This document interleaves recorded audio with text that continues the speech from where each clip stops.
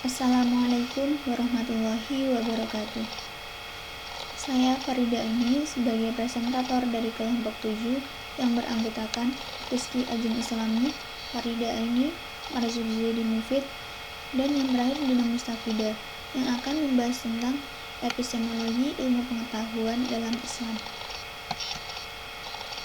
Epistemologi ilmu pengetahuan dalam Islam yang akan dibahas diantaranya adalah pengertian epistemologi, bagaimana ilmu pengetahuan diperoleh, epistemologi bayani, epistemologi irfani, dan yang terakhir epistemologi burhani.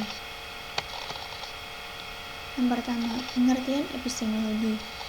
Epistemologi atau teori pengetahuan adalah cabang filsafat yang berhubungan dengan hakikat dari ilmu pengetahuan, pengandaian, dan dasar-dasarnya, serta pertanggungjawaban pertanyaan yang mengenai pengetahuan yang dimiliki oleh semua manusia.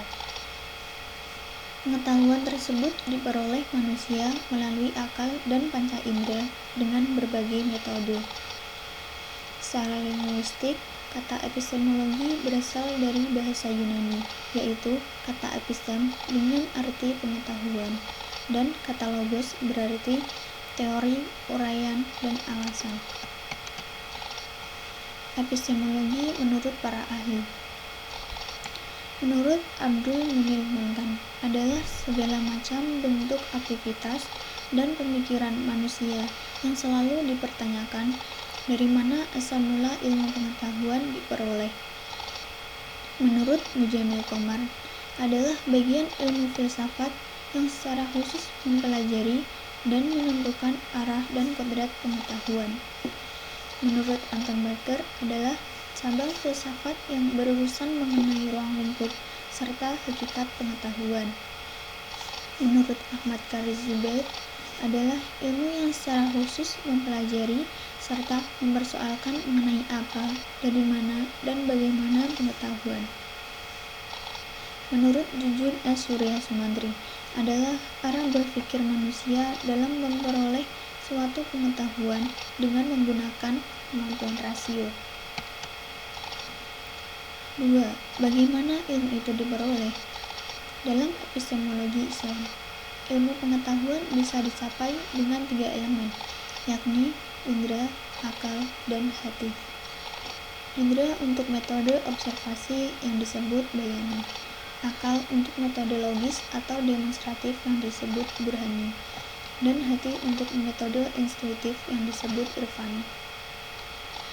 Dengan panca indera, manusia mampu menangkap objek-objek indrawi melalui observasi. Dengan menggunakan akal, manusia dapat menangkap objek-objek spiritual atau metafisik secara silogistik, yakni menarik kesimpulan tentang hal-hal yang tidak diketahui dari hal-hal yang telah diketahui. Dengan cara tersebut, terdapatnya fungsi akal manusia melalui refleksi dan penelitian terhadap alam semesta dapat mengetahui Tuhan dan hal-hal gaib lainnya. 3. Epistemologi bayani. Menurut Al-Jabiri, corak epistemologi bayani secara historis adalah sistem epistemologi yang pertama muncul dalam pemikiran Arab.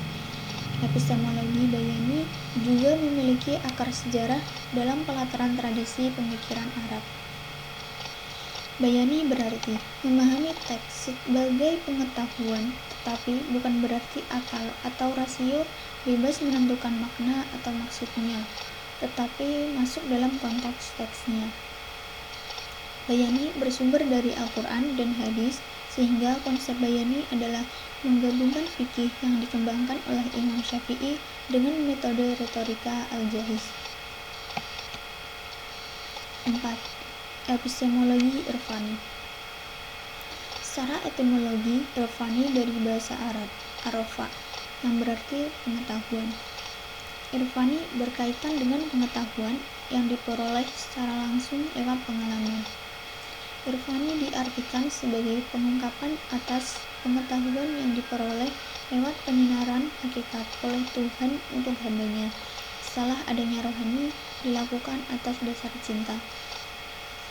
Menurut Al-Jabiri, pengalaman kasf tidak dihasilkan melalui proses penalaran intelektual manusia, yang mana manusia dituntut aktif dan kreatif, tetapi dihasilkan melalui mujahadah dan riyadah, atau penempaan diri secara moral spiritual. Dari situ kemudian dikonsepsikan atau masuk dalam pemikiran sebelum dikemukakan kepada orang lain. Secara metodologis, pengetahuan rohani diperoleh melalui 3 tahapan, yaitu persiapan, penerimaan, dan pengungkapan baik secara lukisan maupun tulisan. 5. Epistemologi Burhani. Menurut Ibnu Mansur, kata al-burhan berarti argumen yang jelas dan tegas. Burhani tidak bersandarkan diri kepada teks, tetapi menyandarkan diri kepada kemampuan rasio, akal, atau kemampuan intelektual manusia seperti panca indera, pengalaman, maupun daya manusia yang dilakukan oleh dalil-dalil logika. Metode Burhani pernah dilakukan oleh ilmuwan seperti Ibnu Sina dengan penelitian filosofinya seperti Asy-Syifa. Sekian dari kelompok kami, kurang lebihnya mohon maaf. Wassalamualaikum warahmatullahi wabarakatuh.